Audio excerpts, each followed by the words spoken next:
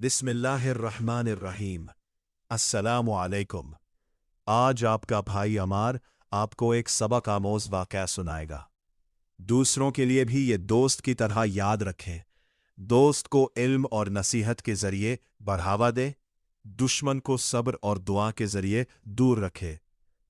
अल्लाहुम्मा सल्ली अला मुहम्मदिन व अला आलि मुहम्मदिन कमा सल्लैता अला इब्राहीम व अला आलि इब्राहीम इन्नका हमीदुन मजीद।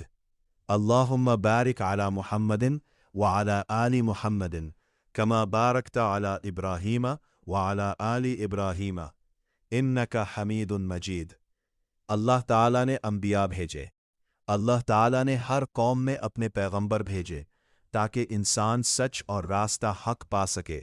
मसलन हज़रत मूसा अलैहिस्सलाम, हज़रत ईसा अलैहिस्सलाम और हज़रत नूह अलैहिस्सलाम ने लोगों को ईमान और अमल की तरफ बुलाया।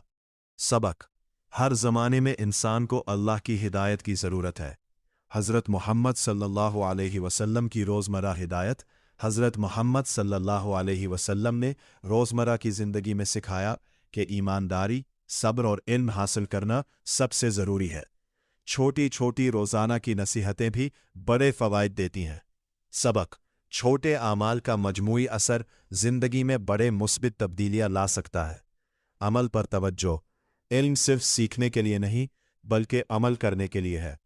हज़रत मोहम्मद सल्लल्लाहु अलैहि वसल्लम दोनों अंबिया अलैहिमुस्सलाम ने हमेशा अमल पर जोर दिया। सबक: जो सीखा उसे रोज़मर्रा की ज़िंदगी में नाफिज करे। इख्तितामिया दुआ: अल्लाह ताला हमें सच्चाई और अमल का साथ दे और हमारी ज़िंदगी को रोशन करे।